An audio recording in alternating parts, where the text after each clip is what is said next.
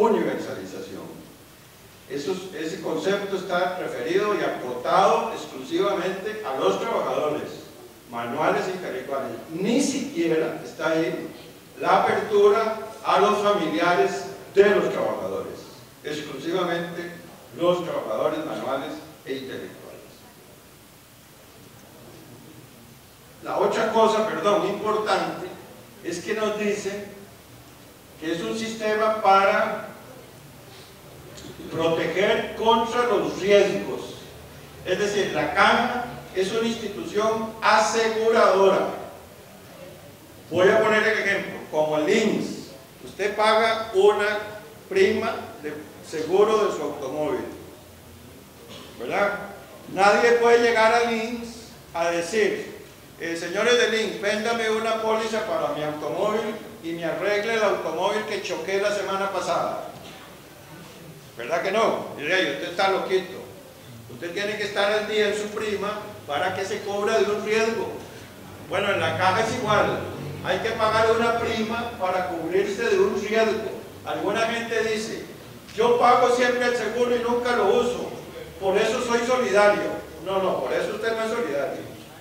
Usted está pagando una prima para cubrirse de un riesgo, como pago la prima del automóvil para cubrirme de un riesgo. Ojalá que nunca choque, ojalá que nunca tenga que utilizar la prima de la póliza del automóvil, ni que accidente a un tercero y tenga que indemnizarlo, ojalá que nunca, pero yo pago una prima para cubrirme de un riesgo. El concepto de la caja es el mismo, hay que pagar una prima para cubrirse de un riesgo. ¿Por qué esto es importante subrayarlo? Porque el Estado, como vamos a ver ahora, no paga una prima, paga 3 años después. Y no hay un concepto de prima para cobertura de riesgo.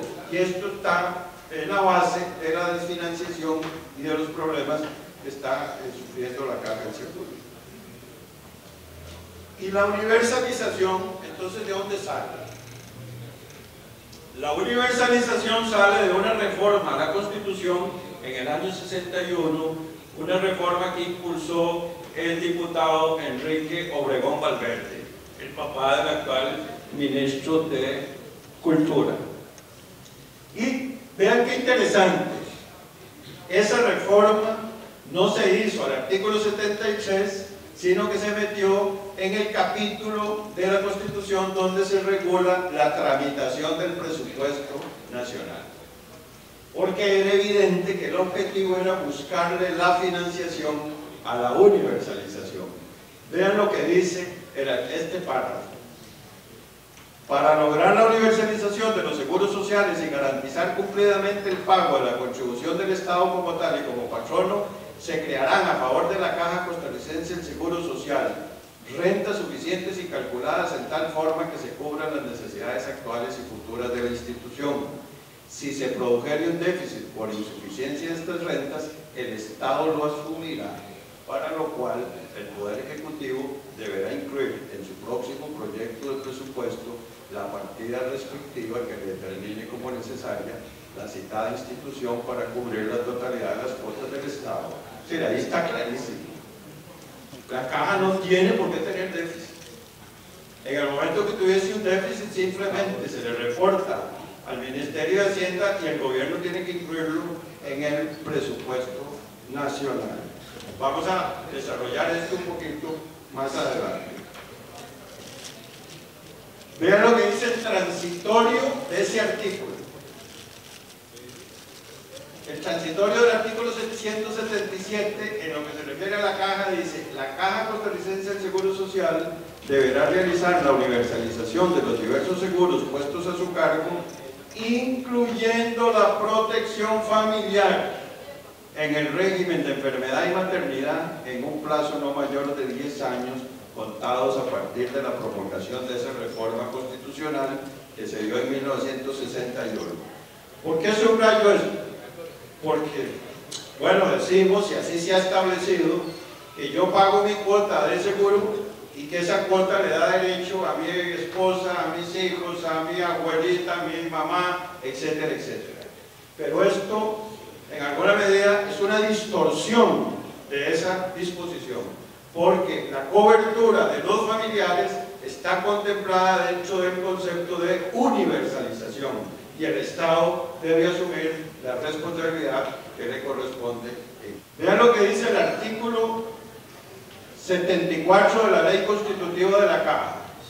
Corresponderá al Ministro de Hacienda la obligación de presupuestar anualmente las rentas suficientes que garanticen la universalización de los seguros sociales y ordenar en todo caso el pago efectivo y completo de las contribuciones adeudadas a la Caja por el Estado como tal y como persona. El incumplimiento de cualquiera de estos deberes acarreará en su contra la responsabilidad de tener. Penalmente esta conducta será sancionada con la pena prevista en el artículo 332 del Código Penal. O sea que está claro ahí. Yo diría que los diputados, digamos, a pesar de todas las críticas que les hacemos, hicieron su tarea, pusieron las normas constitucionales que tenían que poner, pusieron en la ley lo que tenían que poner, pero estamos en Costa Rica en una situación donde las leyes están pintadas en la pared cuando al poder les conviene. No se aplican, no se cumplen. Hay 5 aspectos fundamentales en relación con la Caja. Compañeras y compañeros, dicen un refrán que para ordenar las cosas primero hay que ordenar las ideas. Es importante que ordenemos las ideas y profundicemos el debate en torno a la Caja, porque el gobierno ha lanzado y la prensa una cortina de humo en la cual han convencido a mucha gente de que los problemas de la Caja se deben a que los trabajadores de la Caja son unos vagos, a que los trabajadores de la Caja son unos sinvergüenzas, a que los médicos son unos sinvergüenzas. Yo sé que en todas partes hay abusos, y que hay trabajadores que abusan, y que hay médicos que abusan. Por ejemplo, la Caja tiene 6.000 médicos. El año pasado solo 100 ganaron más de 7 millones de colones. Sin embargo, usted le pregunta a cualquiera y dice, es que los médicos se llevan las grandes millonadas de la Caja del Seguro.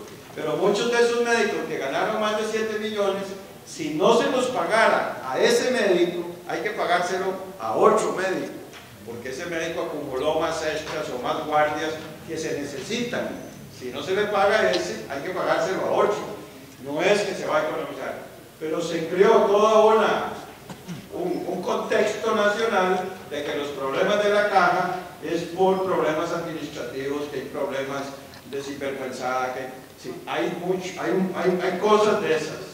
Pero el problema de la Caja no es técnico, es un problema de carácter político. Y cuando digo que es un problema de carácter político, digo que tenemos que resolverlo entre todas y todos los costarricenses.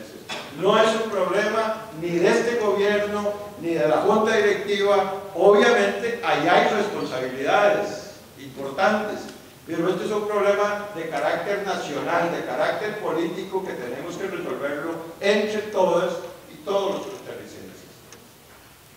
Los 5 aspectos que resaltamos como fundamentales son los siguientes. Primero, la autonomía de la Caja. Segundo, el financiamiento. La falta de planificación, el deterioro general y especialmente del nivel preventivo, y la salud como un servicio público solidario. La autonomía. Hablemos un poquito de la autonomía. Vamos a ver si es autónoma la Caja. La Ley Orgánica de la Caja, en su artículo 6, establece: la Caja será dirigida por una Junta Directiva integrada de la siguiente forma: un presidente ejecutivo de reconocida experiencia y conocimiento en el campo correspondiente a la institución, designado libremente por el Consejo de Gobierno. Su gestión se regirá por las siguientes normas: será el funcionario de mayor jerarquía para efecto del gobierno de la institución, cuya Junta Directiva presidirá. Le corresponderá fundamentalmente velar porque se ejecuten las decisiones tomadas por la Junta Directiva, así como coordinar internamente la acción de la institución y la de esta con las demás instituciones del Estado. Es decir, si yo soy el presidente ejecutivo de la Caja y lo recomiendo a usted porque es una facultad del presidente ejecutivo recomendar los gerentes. O sea, la junta directiva nombra a aquellos que recomienda el poder ejecutivo, el presidente ejecutivo, y lo nombra usted de gerente, usted ni hace caso a mí. O sea, el presidente ejecutivo es el que manda en la caja. Manda en gobierno y en administración. Y a partir de esa presidencia,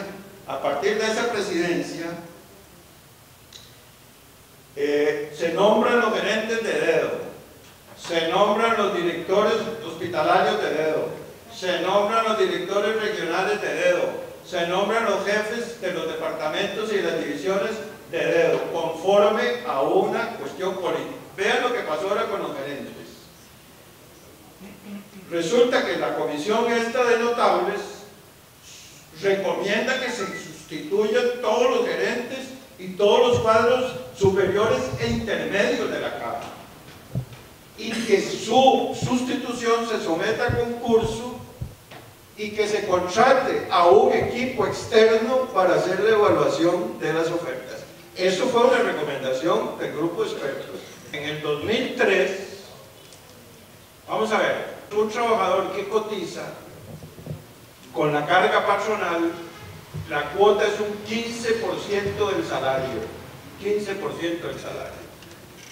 En el 2003 se hizo una negociación y se puso la cuota de los trabajadores independientes y de otros sectores en un 8.33%. Se bajó del 15 al 8.33%. Y de ese 8.33% el Estado paga una parte. En el 2004 el Estado pagaba 2.5% sobre la planilla. Hubo una negociación en la que participó Fernando Naranjo como ministro de Hacienda y lo redujeron al 0.25%, el cuarto del 1% es lo que paga el Estado como Estado. Obviamente, entonces ustedes tienen una institución, además vean lo perverso, al bajar la cuota para los trabajadores independientes del 15 al 8.33, ¿qué es lo que se empezó a dar? Una fuga. Hay una gran cantidad de trabajadores formales que negocian con el patrono para que no los venden el seguro y van y se aseguran por cuenta propia y pagan menos de lo que tendrían que pagar si pagan, ¿verdad? Eso es una cuestión. Entonces está creciendo el número de trabajadores independientes y reduciéndose relativamente el número de trabajadores formales.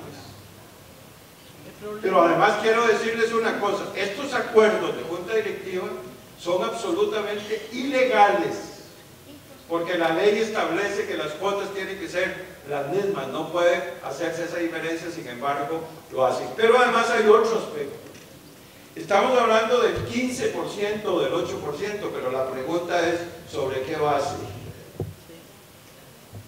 Resulta que a usted le rebajan sobre su salario, pero cuando llega una persona o un indigente y dice no tengo ingreso, ¿sobre qué se lo rebajan ese porcentaje? Entonces la caja lo establece un mínimo y en este momento está por debajo del salario mínimo, ni siquiera es el salario mínimo. Entonces, ¿qué es lo que pasa? Que con esa forma le están reduciendo la factura al gobierno. O sea, ahí hay una presión política para que la factura que se le va acumulando al gobierno sea cada vez más baja. Los asegurados voluntarios norteamericanos con SIDA, que no tienen la salud allá, no les dan los medicamentos si se vienen aquí. Tenemos un problema también, ya que usted lo dice, de la cultura del vivazo, que tenemos que erradicarla, y ese es un cambio que hay que dar. Aquí un muchacho, voy a buscar aquí un muchacho de aquellos que está allá, jovencito, no le duele nada, ¿verdad? Entonces dice, no, yo no pago seguro, ¿para qué voy a pagar? Y vive sin pagar el seguro, y a los 50 años, espero que no sea el caso suyo, usted llega ante el médico y le dice, perdona, pero tenés un cáncer, y hay que operarte de emergencia. ¿Y ahí cómo hago si eso vale $100,000? No, uno vaya ahí a la primera clínica que se encuentre abierta el seguro y se asegura voluntariamente, paga 12,000 pesos por mes y a los 3 días lo están operando de una operación que vale 200,000 pesos. Eso en Costa Rica hay que frenarlo de alguna manera.